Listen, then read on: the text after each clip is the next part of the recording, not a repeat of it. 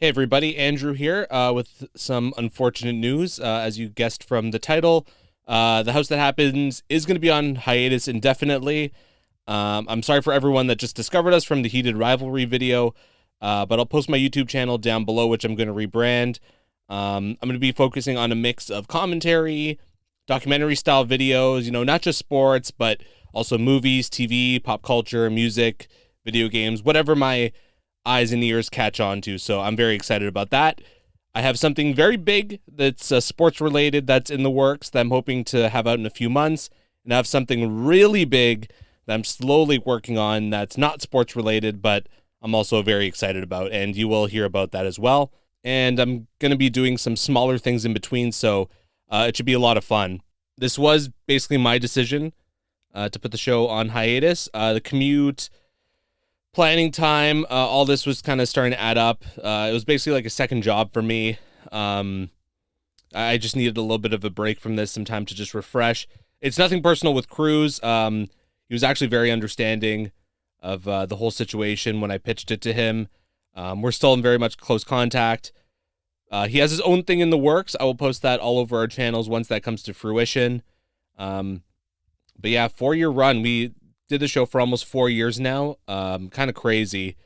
That being said, this is not the end. I'm sure you'll see new things posted here on our channel sporadically. And it's definitely not the end of Cruz and I working together.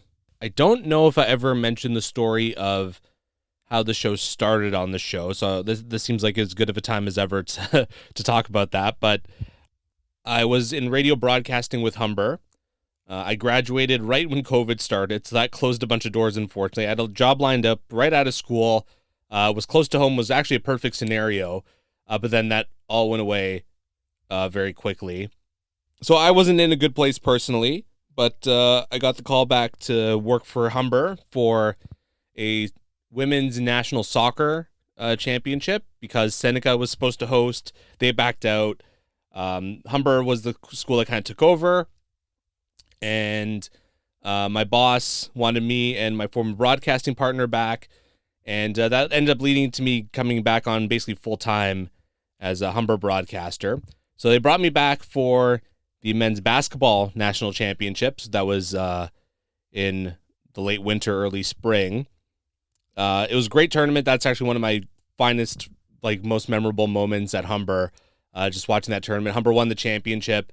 So me, Adam Lucier, who is my broadcasting partner, Diego, our photographer, Nick Suds, and Jay Brar, that name will come up again later. We decided to go out for a drink to kind of celebrate, but it's a Sunday night. Basically, everything was closed except for this one bar, Shoey's. So we walk in. The bartender there is like, well, we're actually closing up, but he's like, I've seen a couple of you here before, so I'll serve you a drink. So he serves us a beer. We get talking. We're telling him that we're in broadcasting. And then all of a sudden, the back doors just fly open. Boom. This guy's like, oh, broadcasting, blah, blah, blah, I want to start a podcast. The words could not come out of his mouth fast enough. And that was Serge. And he basically pitches the idea of wanting to put together a podcast. I was the one that stepped up as the host. I looked at Jay and I'm like, you want to help us out? Be our producer? He said, sure. So that's how the genesis of it started. And Serge also said, I'm going to introduce you to a friend of mine, Cruz. He's very knowledgeable. I know nothing about this guy, except for a picture that he sends me of Cruz looking very surprised in an LA Kings jersey, which is the infamous E=MC² jersey that was seen in some of our earlier social media work. But some time passes, I want to say about a month, and still nothing's happening. I'm starting to think oh, well, it was a nice idea, but nothing's going to come of this, right? Then all of a sudden I get a random text. I'm like, and it's a guy going, hey, I'm Cruz. It's oh, so we kind of got introduced, kind of started chatting. We set up a date to start recording. So we do a little bit of a test run show eventually. This has actually, I have this on my computer still. This has never been released. I might put it out one day. We'll see. But we were told that we'd be able to interview Bobby Hall and Peter Mahovlich. And it's funny, Bobby Hall saw the equipment set up. God rest his soul. And he didn't seem too enthralled with the idea of being interviewed for free, let's just say. So we didn't interview either of them. I was a little bit starstruck to meet both those guys to begin with, to be honest. I probably would have froze up, but we just kind of did a little test run show, me and Cruz just kind of chatting about sports. It wasn't even that long. I want to say it was under half an hour, that first unaired episode. But then later just became a regular thing, just come back to Shoey's every Saturday morning. Back then, I think we were limited to 1 hour, and then we ended up coming up with the idea of releasing 2 1-hour shows on the same day. So we had like a general sports show and a hockey show, and then we ended up just paying for the service, and that's when the show got really out of hand and we started doing 3-hour episodes. But that's the genesis of it. I know Cruz recorded something, so I'm going to insert that right here. Take it away, Cruz. And in the depths of chaos and confusion, we have competition. And isn't the highest level of competition some of the highest forms of entertainment we can have to pass the time? Hi, my name is Cruz, and along with my good buddy and accomplice, Andrew Mullaney, we've been trying to do that at the House That Happens for probably about 180 shows now, and we've had a very good time informing, inciting, and invigorating you when you want to have a little bit of extra time to indulge in these things we call sports. So after a little bit of time, we've decided perhaps maybe we're going to take a little hiatus here, but before we do, we'd like to thank each and every person that's given us a like, a love, a comment, or anything that they could do to encourage the show and spread the same positivity we'd like to do when we're doing the show. Most importantly at all, I'd like to have a huge shout out to my main man, Andrew Mullaney, who is really the producer, engineer, driving force behind what you get to hear every week in a solid, conducive, and very fun way. So until the next time I see you, talk to you, or get around to talking about how Montreal is winning the Stanley Cup in 2026, I'd like to say, keep the vibe alive. Thanks again. Lastly, I just want to say thank you to a few people here that made the House That Happens what it was. So firstly, I'd like to thank everyone that's ever listened to or supported us. That means a lot. You know, people coming to listen to us every week. It's a long show. I know that's not easy. Especially hearing about us argue about some of the same things sometimes. But for you coming back, it was a small, dedicated crowd. That really means the world to me. Thank you so much.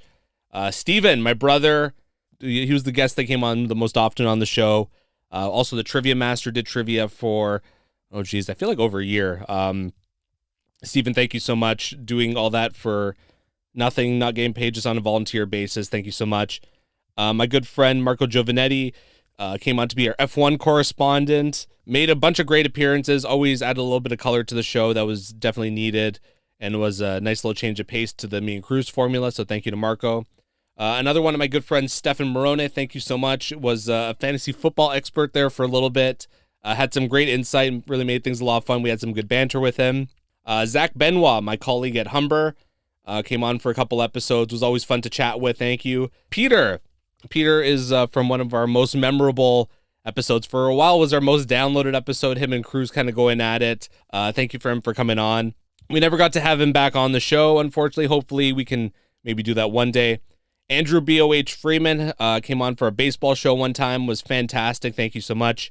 Kevin Pick, maybe the best guest that we've ever had on the show. No offense to everyone else. He was great, could talk football, baseball, hockey, anything. Fantastic, super nice guy. For him to dedicate his time to us like that, we're very much appreciative of. Jay Brar. Jay, my former producer at Humber, is now on to bigger and better things. Best producer in the business. Does a lot of MLB broadcasts. I know he does some like CFL and just is all over the world seemingly doing great stuff. We couldn't have gotten the show started without you, Jay. Thank you so much. Your future is incredibly bright, and I'm just looking forward to see where you go next. Serge Singh, the proprietor of Shoey's, gave us our equipment, got us started here, introduced me to Cruz. I cannot thank you for that enough. You know, he's taken us to an Argo game before and has just been very generous with the equipment and dedicating his bar to us, giving us the back room to record. I record some other podcasts too. Again, Serge, thank you so much. We couldn't have done it without you. Stanley, our mascot, our de facto mascot, came on board late, of course. But once we started recording at Cruz's house, I mean, he basically became a part of the show, whether I liked it or not. Stanley's a very good boy. Thank you so much, Stanley. And most of all, I'd like to thank Cruz. You helped me develop my voice and my style. When Shoey's closed temporarily, Cruz offered his home. And on that note, I'd like to thank Gail as well for putting up with all the yelling and nonsense coming from the basement. We had a lot of fun. I'll never forget this experience of putting a show together with you, Cruz. We didn't know where things were going at first, but we found a way, and we made almost 200 episodes together. Any two people that can come together to make almost 200 of anything, I feel like that's very special. For us to chat about sports every week, every Saturday for, almost 4 years, it's a pretty cool experience. I'll remember that for the rest of my life. So once again, thank you so much for listening. Again, this is not a goodbye. This is a see you later. I'm going to post my YouTube channel. I'm in the process of rebranding that. Again, more documentary, more commentary style videos. Cruz is working on something big as well. You'll hear from that as well, and I just can't wait to see what he does next. Thank you, and for one last time for now, keep the vibe alive.